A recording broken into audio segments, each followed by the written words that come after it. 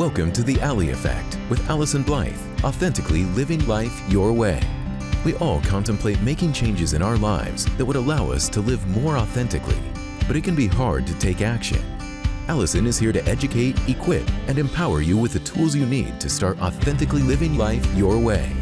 Get ready to eradicate your limitations and destructive patterns as you take full responsibility for your own happiness.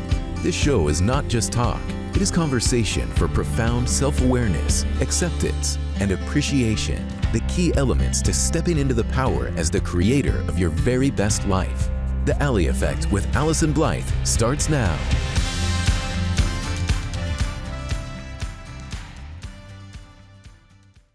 Hey everyone, welcome. You are listening to The Ally Effect, authentically living life your way with me, Allyson Blythe, certified life coach and licensed clinical social worker.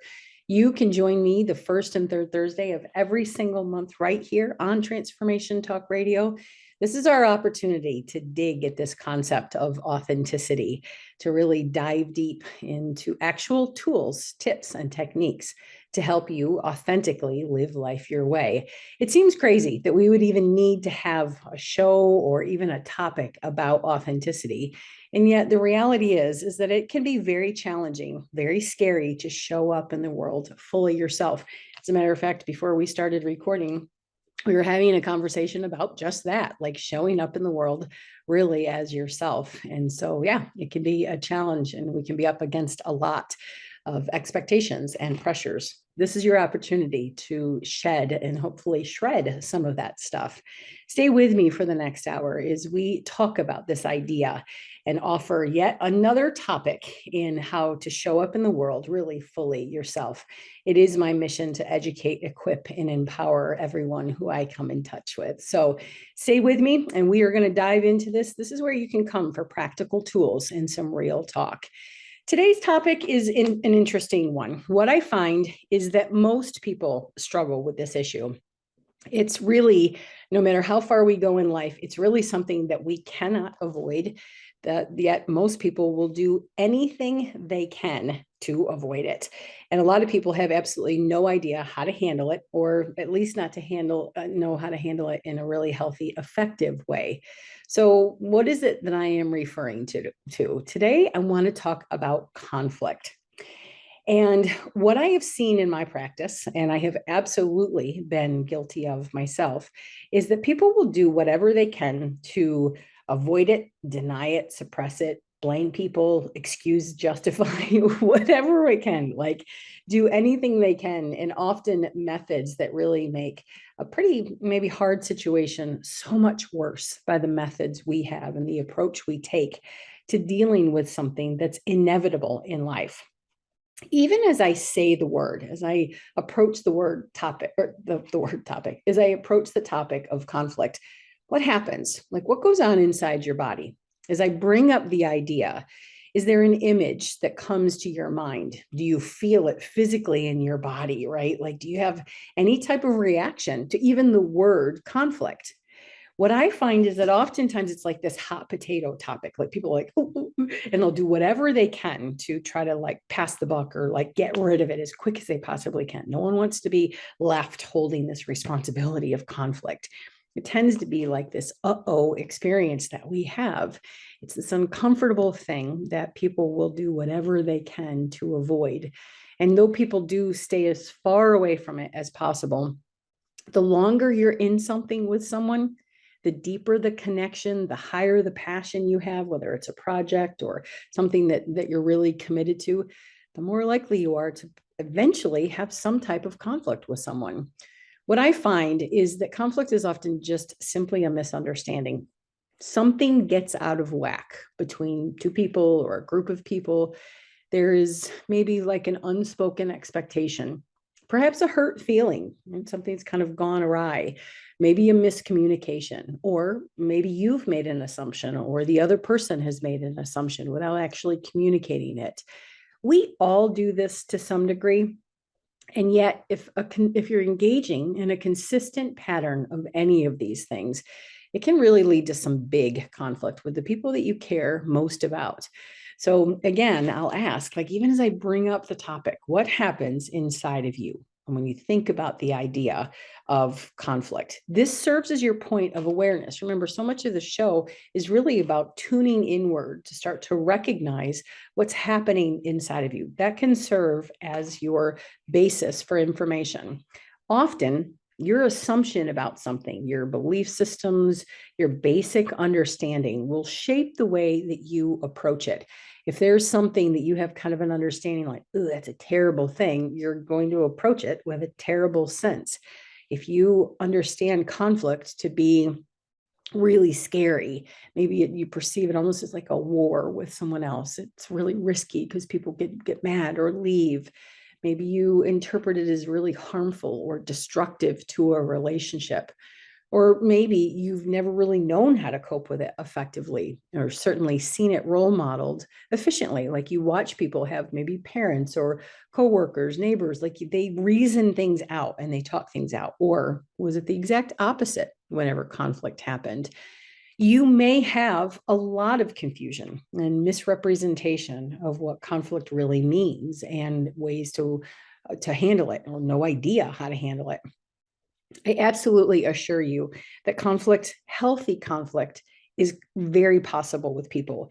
You can be very angry with someone. You can be very hurt about a situation, confused by someone's behavior, disappointed that something happened or didn't happen. And yet you can still, and someone can still have a tremendous amount of love, care, and concern. They don't have to be mutually exclusive. Having conflict with someone just really means that there's probably a conversation that needs to be had. I mean, oftentimes conflict can be handled pretty effectively and easily with a conversation. But if we have this approach and this understanding of avoiding it and steering clear of it at all times, we're going to do a lot of stuff to make a bad situation worse. And the story in your head will probably continue to fuel as those feelings continue to fester. Really just dangerous stuff. I want you to know that at the heart of it, oftentimes having a conversation, maybe there's just information that needs to be had, clarifying a point, or maybe just some assurance about something. As we dive into this topic of conflict, I want to get a working definition. You know that I love to do that. Dictionary.com offered 3 of them that I want to provide for you. Conflict, what does it really mean? So the first one is a serious disagreement or argument. And I was like, oh, well, yikes. Okay, that serves as a basic foundation. You can see that it can have this drastic or intense sense about it that I don't think it always has to have. But if that's your working definition, that it's somehow a serious disagreement or argument with someone, there's your basis for understanding. Here's the second one: an incompatibility between 2 or more opinions, principles, or interests.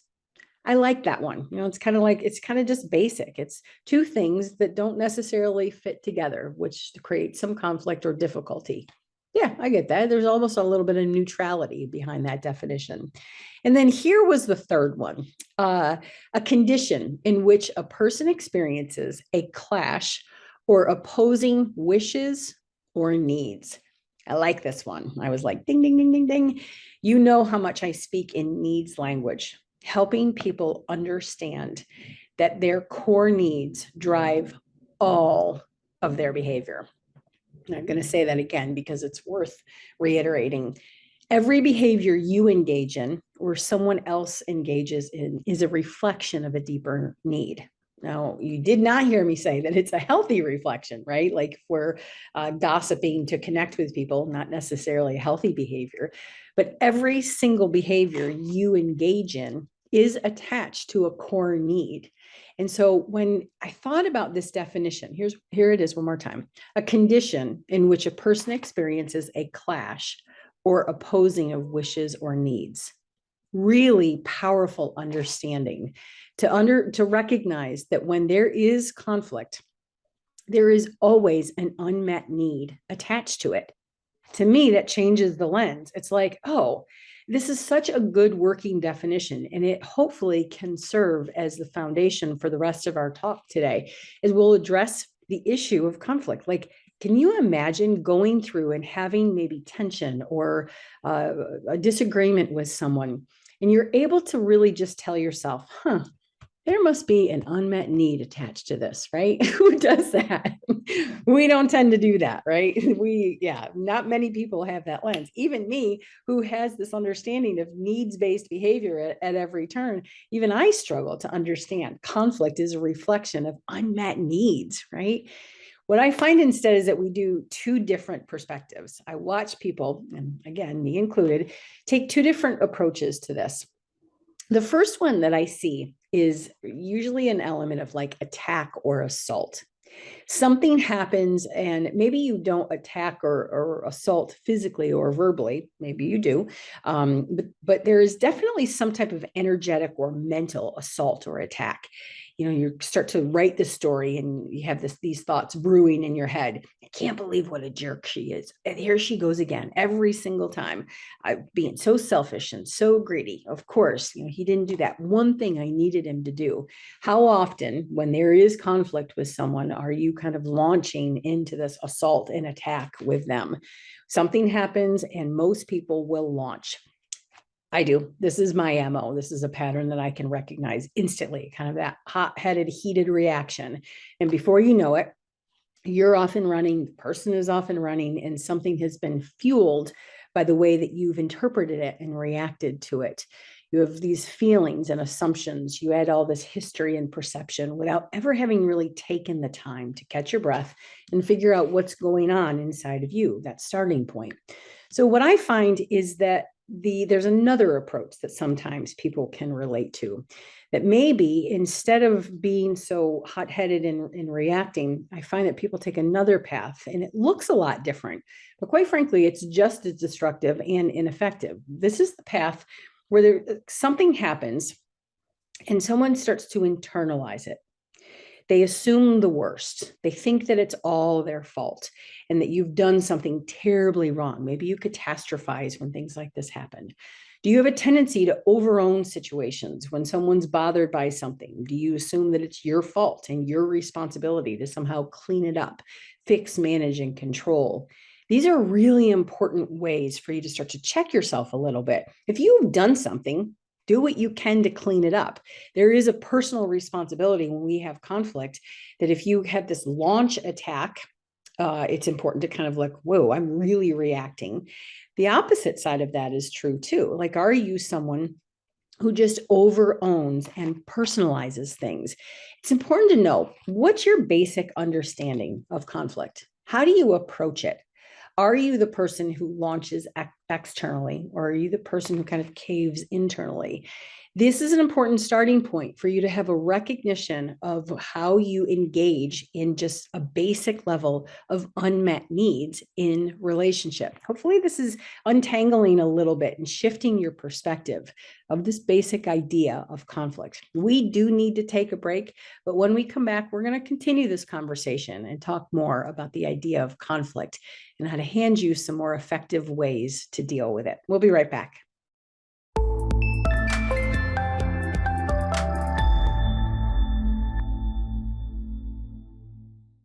We're back here on the Ally Effect. I'm Allyson Blythe, certified life coach and licensed clinical social worker. The Ally Effect, authentically living life your way. And today, talking about the issue of conflict and helping you understand what your basic assumptions or beliefs are about conflict with others, how you see it, and then also internally how you respond to it. Important information.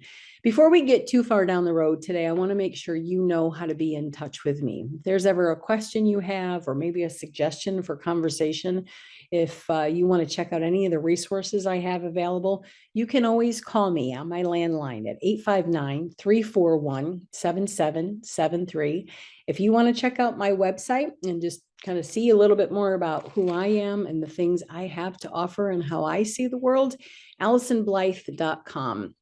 And you can always send me an email, which I check very consistently, AllysonBlythe@live.com. And if you need a social media boost, if you want to improve the quality of your feed at any point, please follow me at Allyson Blythe Life Coach. We are talking about conflict, and it can be so sticky. It can be so conflictual. Like people have a really complicated, convoluted sense about what it means. And when you don't know how to handle conflict appropriately or in healthy ways, it can do a lot of damage to you, to the relationship, and certainly to other people. I wonder if it, have you kind of checked yourself a little bit? Have you really explored more about what your understanding and your approach is? And can you see maybe that it needs a little bit of work?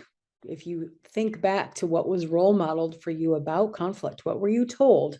What were you taught about how to handle it? Sometimes those roles are very different for young boys versus young girls. Kids are really perceptive. They're conscious and in tune with a lot of things that are happening around them. And it's common for kids to witness conflict. And sometimes they end up drawing conclusions about things. They start to put little pieces together in their mind. I wonder if you've ever had the occasion. I know that the specific incident where this happened with my daughter, that she was witnessing and a really intense conversation and just kind of observing from her little eyes. And she said, will you stop fighting? And I didn't even realize like that was how she was perceiving it, but she could feel the disagreement and the tension, and that felt really scary to her at such a young age. And kids do sense and detect the energy of conflict, even when it isn't really a fight. Like people don't have to be at war with each other for kids to feel the energy of not getting along. Maybe you saw members of your family really disagreeing and it created some level of like apprehension or uncertainty, fear, maybe even a trauma point. Witnessing that kind of stuff for a kid, especially if it's ongoing or there was some kind of loss or abandonment or whatever, divorce that might have happened, kids can get like, oh, I need to do whatever I can to avoid fighting. Maybe there was a different angle. You witnessed family members who would like gossip or scrutinize, kind of criticize other family members behind their backs, really creating this uncertain environment, like untrusting, and the fear about what other people were thinking about you or saying about you. That can be really impactful too, kind of threatening your sense of safety, trust, and security of how you're showing up in the world. Maybe you've experienced people who are really passive aggressive. And this is an important one because there's really, someone might say that they're fine, I'm fine. And then you kind of can know that they're absolutely not fine. Maybe they're kind of acting out in different types of ways with their behavior or their comments, rather than just being able to say, we have to have a discussion about this, or there's a problem that's happening here. Emotion will come out sideways. It will come out. It will come out in the body. It will come out passively or aggressively if we're not managing it. And if you don't know how to do that, you might have witnessed a lot of different things in your experience, and you might be riddled with some of these patterns, not knowing how to have a conversation with someone about those unmet needs that we just talked about. Another situation that I see, it's not always in the home. A lot of times in the schools, in your neighborhoods, if you were ever bullied, that's a huge awareness point that we have in our society, that you maybe are teased and taunted, and you just knew that any type of conflict with somebody else meant you at any point get your tail kicked. If you kind of grew up being bullied in that sense, you might perceive conflict as threatening in that capacity. Most people do not grow up with the understanding that conflict is a condition in which a person experiences a clash of needs or wants, right? Like that is not how people perceive conflict. And it can be very weird and intense. You might have experienced conflict as being very confusing and hurtful because most people, adult or not, don't know how to handle it. And so as we take a look at some of these deeper patterns, I would really encourage you to stop and think about, what was I exposed to? How did I learn to react when someone is upset? Are you the person that starts to engage in this storyline? Sometimes I will realize, like, I'll stop myself, or I'll even say out loud, something will happen and I'll have to stop myself and go, whoa, you are creating quite a story. I'll kind of almost like giggle at myself, like, oh, that was quite a chapter. Like, can you ever, when something happens Do you take the time to stabilize yourself? Or are you the person who's kind of like off and running and writing that story in your mind, knowing that you are internally really fueling conflict? Remember, one of the main tools of being empowered, educated, equipped, and empowered is that tool of awareness. How are you doing with being aware of what your core beliefs are and what your approach is to conflict? It's important to take the time to consider. One of the ways that I do this, I'll encourage people often when they come into my office and they're kind of tangled up by an issue. One of the things I encourage is a technique called cluster. And what that means is you put the word at the top of a page, in the middle of a page, whatever, and you just start to write. Spider web is another way that some people refer to it. I would encourage you to do this with conflict. That if you really do have a hard time being assertive and you get very wobbly in authentically demonstrating your word, or maybe you get aggressive with it and you kind of react, if it's hard for you to remain very centered and grounded in how you approach conflict, I'll encourage you, maybe you need to cluster, get something out on paper and start to look at, is there a specific memory or theme associated with that? Clustering can be really powerful and creative in helping you look at different ways to explore some of those different belief systems rather than just kind of thinking about it. Are you someone who is an avoider? Like you just kind of something happens and you just don't even know how to deal with it, so you don't. Those things tend not to go away. Some things will iron themselves out. Avoidance isn't an all bad tool, but are you the person who really just avoids stuff at all costs? And it's a lot of times my clients will say to me, "Oh, I just let it go." And I have to wonder sometimes, like, where is that pile of letting go? Like, how big is that pile that you've let go of? Some people are wired that way. They can absolutely let go of things and it just drifts off. What I find is that people will often like let it go and it's like this big backpack or sack behind them that they have all this stuff that they're carrying. I want to help you look a little bit more at some of those patterns that you might be engaging in when conflict presents itself. The letting go is a very different technique that if you are really able to just let things kind of fade and dissipate, you might know how to let things go. But I want to check for some other patterns that might be fueling your perception and your handling of conflict. The first one is, are you the person who makes those assumptions? Something happens or it doesn't happen. Are you the one who's kind of filling in the blanks about all of it? You're starting to make assumptions that you know for sure what happened. And you're starting to like engage in all these thoughts and assuming things without ever really checking that out. A lot of times I will have to say, along with writing that story, I'll also have to say, wait a minute, what do you know for sure? A lot of times I'll be like, okay, I know for sure that I didn't get a response to that text. That's all I know. That's it. Everything else is just me making a lot of assumptions and fueling that story. Check yourself. Do you have a tendency to make assumptions about things? The second thing is, are you a person who assigns motives? Like, do you think, oh, I know that they were trying to be mean to me, or I know they were trying to get them to do something, or like, are you the person who is thinking someone is doing something to exclude you or to get back at you? Like, whoa, if you step on my toe and I think you've done it by accident, it's still going to hurt, but it's not going to hurt quite as much. If I really start to believe that you've done it on purpose, man, that toe is going to hurt like crazy. Are you assigning motives to people without checking yourself and really stopping to consider, what do I know for sure about what's happened? The third one, and I do this, I do have a tendency to do this sometimes. I call this my homeless under a bridge. Um, are you someone who like awfulizes or catastrophizes things? Do you jump to worst case scenario? That's why I call it homeless under a bridge, because something can happen. I'm like, oh my gosh, I got to start looking for my cardboard box. Like one thing can happen and like it's going to end the relationship, or you're going to end up getting fired and the result is somehow really tragic. Do you write that story about worst case scenarios and everything has a tragic end to it? Whew, that's heavy, right? Like just as much as things could work out tragically, they could also work out pretty positively. Do you ever write that story? We talked about this one a little bit more in the first segment, but are you the person who personalizes things? Someone is in a mood or something happens, and right away you assume that it has something to do with you. Very rarely do things have much to do with you, but kind of check yourself. Are you personalizing someone else's mood or behavior or lack of behavior, and really checking yourself?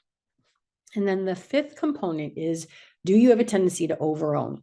Do you step into those patterns of fix, managing, control, getting into feeling responsible for somehow cleaning up messes that are not yours, or managing someone's reaction to things?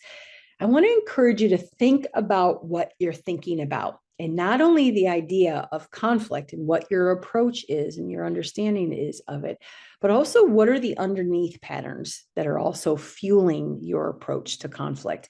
It matters. It will set the foundation for how you show up authentically or not.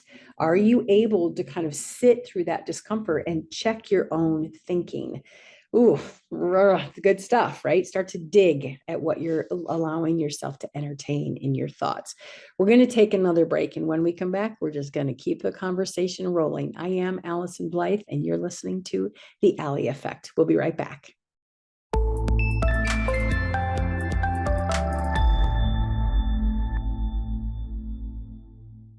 We're back here on The Ally Effect. I'm Allyson Blythe, certified life coach and licensed clinical social worker. This is The Ally Effect, authentically living life your way, where I want to offer different opportunities and different learning points for you to know how to show up in the world more fully yourself.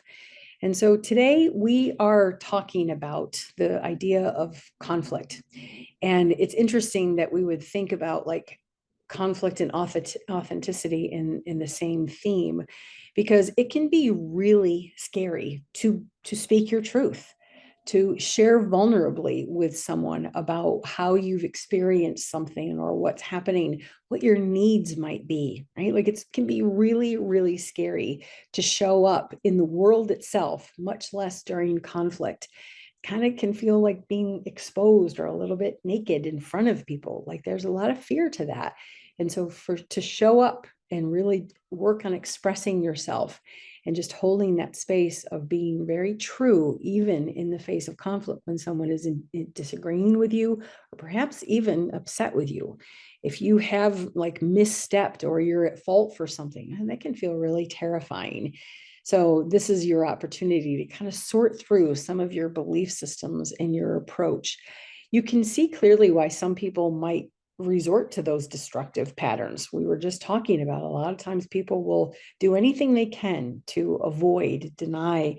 They'll maybe make up lies, even deceive about things, like just trying to like not have the heat called onto them. Like they want to justify or maybe even minimize. Someone's upset about them and they start to justify why they've done something or minimize it. You shouldn't be so upset about that, or it wasn't really that big of a deal. It's an incredible challenge to remain vulnerable, very true to yourself in the face of conflict, tension, disagreement, stress, whatever it might be. A lot of people succumb to the patterns. Many episodes, I can't remember exactly when it was, but I offered the dishonoring P's.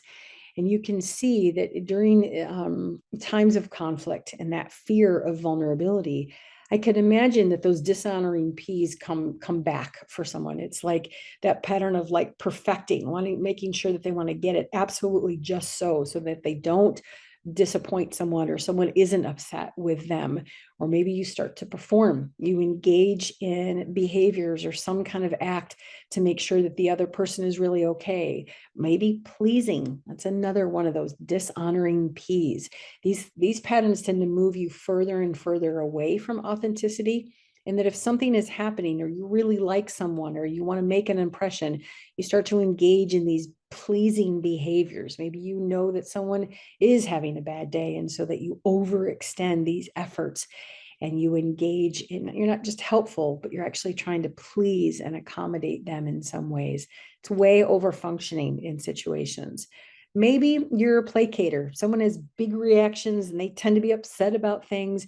And so you feel responsible for somehow mitigating their reaction to things. And so in the face of conflict, you end up doing some of those dishonoring P's. There's many of them. I think there's like 12 or 13 of them. Are those some of your tendencies? Rather than knowing how to remain true and allowing the other person to have their experience while being able to hold the space for your own, people will often do whatever they can to reestablish some sense of safety, connection, or approval. And if that's been threatened in some capacity during conflict, a lot of times people will resort to whatever they can in order to remain restabilize in that status quo. Without proper tools, which is what we're going to get to, conflict can be really threatening to your sense of safety and well-being in a relationship. Just kind of your sense of identity, almost like, oh, no one likes me, can kind of feel like you turn yourself inside out to try to get the world to reestablish and like you again. I want to help you do that. I want to help you feel like you can reestablish yourself, your own sense of safety and well-being, but really in a healthy way, not with some of these patterns that we've been talking about. I've already addressed the tool, and I think I have probably, if I went back to rewatch every single one of these, this would probably have been a topic in every single one of these episodes. The tool of self-awareness. I started this whole thing with, what's your understanding of conflict? How aware are you of what happens, how you show up when someone else has a mood or reaction? Are you conscious of your own thoughts? Self-awareness allows you to be alive, awake, and alert at your own wheel so that you're conscious of what's happening. It also lets you know, but awareness will also let you know in a situation like, this is the third time they've brought this up, or there was kind of a tone to that. Maybe does there need to be a conversation, right? Like, so self-awareness, or even just awareness in general, is a really helpful tool for you to stay very conscious of your own experience in conflict. The second one is another one of those SOS tools, that sense of self that I write about in Misunderstood. This is the tool of self-anchoring. Conflict can feel like really deep, scary waters. And so if you think about the term of an anchor and what it does to stabilize and ground you, self-anchoring in the face of stress, conflict, any type of like drama or tension that you have with someone, self-anchoring allows you to kind of find your breath and establish your footing. If you've been knocked off kilter or the waves of conflict are knocking you around, self-anchoring allows you to really shore up mentally, energetically, emotionally, so that you can be more anchored and a couple things, not swept up so much in the other person's experience of what's happening, like they're upset, so now all of a sudden you're terribly upset, but also your own emotion. Remember, we talked about are you writing a story? Are you catastrophizing? Like, sometimes self-anchoring helps me not get too swept up in my own thoughts and patterns, not just the other person's. So the tools of self-anchoring and self-awareness really allow you to kind of like set yourself, reestablish in the face of some type of conflict that's happening. The third one is self-responsibility, yet another SOS tool, self-responsibility. You know what? If you messed up, and we all do, it's important to own it. Clean it up as quickly and as easily as you possibly can. If you need to own something, own it. We all make mistakes. Sometimes they're huge mistakes. Being accountable for something is part of what allows you to be authentic in this world. And the other side of that is, if you haven't screwed up, or if you agree fully with what you've done and what your experience is, you just simply have a disagreement with someone. It is equally your responsibility to stay steadfast and grounded in what you believe to be right, and allow the other person to have their experience too. All of those old patterns that we've been talking about, they really aren't likely working for you. They might diffuse conflict, like it might just kind of take the edge off a little bit, or like you might be able to skate trouble for a little bit, but it's not helping you show up truly yourself in the world. You probably feel like you have to continue all these patterns of doing these things and without really knowing how to navigate conflict or disagreement. Learning not to own things of other people, learning not to personalize or really defend or justify yourself, while being able to hold space to have difficult conversations, allow someone to be angry and have deep, heavy emotion, whether it's about you or not. Hearing someone else's perspective without them maybe convincing or swaying you that it's all your fault. You can go really far in life with the tool of validation. You can be willing to listen and hold space for someone and validate their experience. It doesn't mean that they're right and you're wrong. It doesn't mean that you agree 100%. But validation is a tool that allows someone to feel heard, to feel understood. Do you remember that empathy challenge I extended all those series ago? Like when I just said to you, what if we showed up in the world with a little bit more empathy? This is a perfect place to practice some of that. Can you, one, hold some level of self-compassion and self-empathy with things that are going on? Oh, this is really heavy stuff, and they're really mad, and I feel really scared and vulnerable right now. But also a willingness when you're in conflict to validate and empathize with somebody else. Conflict is a two-way street. If I'm sitting here and you're sitting there, we just have a different perspective about something. Are you willing to try to hear where someone else might be coming from, what their experience is? Having what I refer to as a help me understand conversation is some of the most powerful ways we can have a conversation with somebody. Being able to say, you seem really upset, validation, some type of acknowledgement. Can you help me understand what's happened? Can you help me understand what you heard me say? I have to say that in my office a lot. If I watch people react to maybe what I've said, or they're starting to defend and, like, hold on a minute, what did you just hear me say, right? Sometimes that can immediately diffuse and clarify a point of conflict, when in reality, it's just a simple misunderstanding. If we have two different perspectives, how often do we say something and it's heard very differently?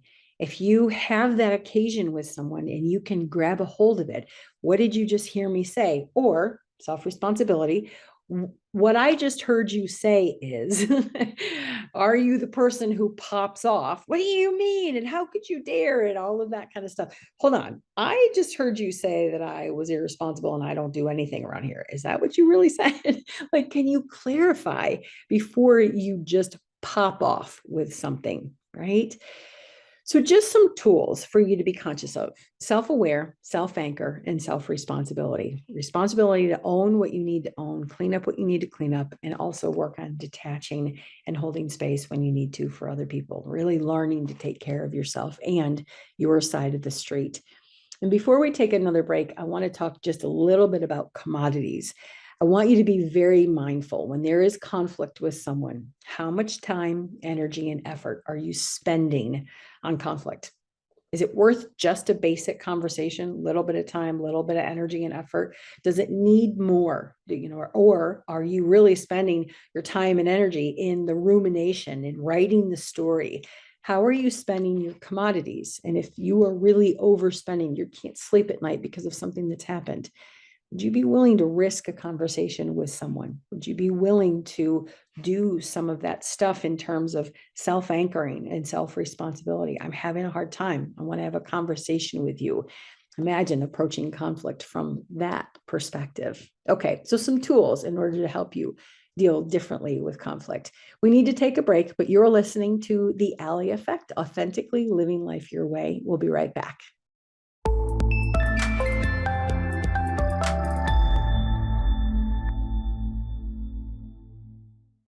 We're back here on The Ally Effect, authentically living life your way. I'm Allyson Blythe, certified life coach and licensed clinical social worker. It's funny because oftentimes when I'm thinking about this and what it is I want to say, I know clearly I'm talking mostly to myself. We were just joking about that, like how often these things are just applicable to everyone, like just realizing how often our mental story and our mental approach shapes the way that we show up in the world. It really matters, and it deserves your attention. This topic of conflict, showing up authentically when you are in disagreement or heavy emotion and intensity with someone. How are you doing with that? Are you somebody who knows how to I marvel sometimes at people's ability and willingness to kind of step into conversation and hard talk with people. I want to offer you, we've talked several episodes ago about the ABC toolbox. I want to offer you a few ABCs to get you started with some of this work. I think it just simplifies a little bit if you've got a frame of reference, some tools to grab a hold of. Because often how you respond, your body and your brain will often react in ways, and conflict presents itself, and that part of your brain, fight, flight, freeze, fawn, whatever it might be, like your brain has a very well trained way that it knows. I was like, aha, I know how to handle this. I'm getting the heck out of here.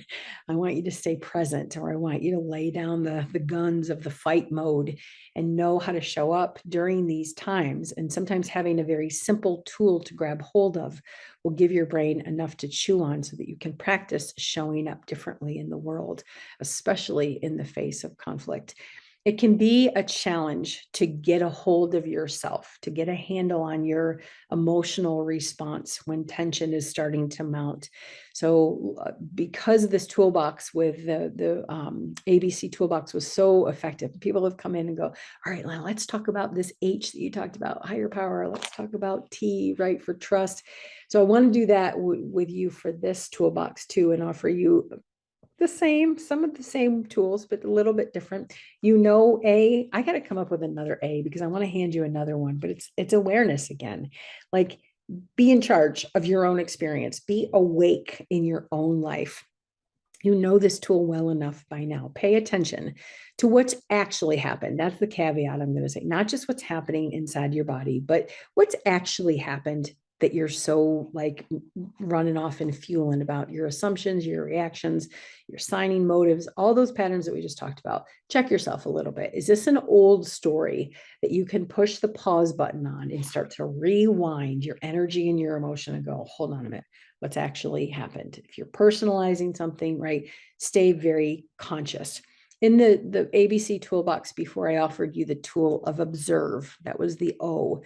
I want you to observe what your emotions and your self-talk really is when it comes to conflict. It will help you stay much more in charge of your own experience. The B stands for breath. Because we tend to have a very well-trained, almost like trauma response or heated response. Remember, we talked about the kids have a lot of association with what they've experienced conflict to be, and we tend to carry that all throughout our life. I want you to breathe.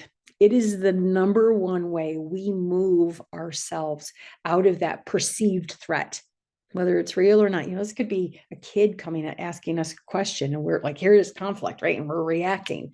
Hold on a minute. If you get triggered into that survival response, you are not going to respond the same way to a very simple conflict that may easily be talked through, right? So take a breath, get yourself stabilized, go back to that self-anchoring tool to get yourself stabilized and assured. You probably need to center yourself up in a lot of ways. Tell your brain that it's really okay because it doesn't know quite yet. Breath can be one of those things that just says to your brain, hold on a minute. It's okay. It signifies to your body and to your breath or to your brain, like, just, it's okay. Settle down for a minute. Breathing, like 2 in, 1 long, 1 out. Like, really practice the breath until you start to feel yourself come back. People really do have that intense, whether you're conscious of it or not, people really do have that intense of a reaction to conflict. The next one stands for choice. Once you've become aware of what's happening inside your body, what's going on inside of you, and also what's going on outside of you, what's actually happened, you've gotten yourself settled down a little bit, you've caught your breath, you've found your footing in this situation, and you're ready for that next step, which is making a choice. And this is a really powerful choice because a lot of people don't know that this is a choice. Decide how you want to respond. And part of that decision is whether or not you want to respond. You don't have to respond to a conflict. Now, avoidance is very different. Like, I'm not saying go ahead and avoid all the conflict. What I'm saying is, do you want to give time, energy, and effort to If someone's really upset, can you just let them be? Do you have to step into that? Do you want to give time, energy, and effort to someone or something that maybe doesn't need it? Now, you get to decide that. That's why the C tool is really about choice. Some people have become so habitual in the way that they react to stress and conflict, they're not even aware of it. They just subconsciously respond to a way and feel like they've got no choice. Someone's upset, I got to do something to fix it. No, you don't. Can you exert yourself in ways that really take responsibility for where your power lies? Sometimes the best response is no response. And yet it's going to require those first two tools in order to get yourself stabilized and grounded. Do you want to respond? And then the second one is, how are you then going to respond? So often you can simply set the bar. I'm not going to make a bad situation worse. And I've engaged in many things like that. Okay, there's not much I can do to make this situation better, but man, there's a lot I can do to make this situation worse. Maybe my only bar in handling conflict is I'm just not going to make this situation worse. Might be even the level of success, but establishing your choice and questioning yourself, how do I want to respond to this, allows you to be front and center in your own experience, so that you're going, not what are they asking me, what are they accusing me of, how can I defend myself, which is very much an external reaction to conflict. But what do I want to do in this situation? Who do I want to be in the world? Probably one of the most powerfully authentic questions we can ever ask ourselves. What do I want my legacy to be, and how I handle hard situations with people? Using this set of ABC, awareness, breath, and choice, allows you to decide appropriately each time. Not every conflict deserves your time and attention. Sometimes it doesn't need it. Sometimes things really will settle down. But when things do, or you want to give it your time and energy, how are you showing up? Are you allowing yourself the space and the clarity and the wisdom to get yourself in this centered, loving place? Remember, the goal of this work is authenticity, showing up truly yourself. My job is to educate, equip, and empower people, knowing how to respond, when and if to respond to conflict and people's hard emotions, your hard emotions, and knowing how to be present in the face can be really, really challenging. And yet the more you practice it and the more you do this internal work, you will become increasingly empowered and very skilled. I don't love conflict. It's not like I go looking for it, but I'm okay with it, because I do start to understand that there is a lens of unmet needs, whether it be mine, the other person's, or quite frankly, probably both. So I'm excited to hear your stories. If you have some ways that you can apply your ABCs, awareness, breath, and choice, I would absolutely love to hear this. And if you're struggling, give me a shout. Like, I want to help you however I can. I have not always been skilled or been very kind and calm in dealing with conflict. So let's sort it out and see if we can do some of this work together. I really appreciate you taking your time, talk about commodities, right? Spending your time here with me, learning about the stuff, practicing, showing up in the world fully yourself. I appreciate the willingness to just kind of show up and do it and educate, equip, and empower. That is what I am incredibly passionate about. Please join me the first and third Thursday of every single month. I am really excited about where the next couple shows are going to lead. And so I would look forward to you being here with me. I am Allyson Blythe, certified life coach and licensed clinical social worker. You are listening to The Ally Effect, and I will see you next time. Thanks for tuning in to The Ally Effect with Allyson Blythe. The moment you decide to take control of your own well-being, you start the journey of authenticity. Tune in next time for more empowering conversations and practical tools to help you shed your fear, worry, comparison, and less than beliefs.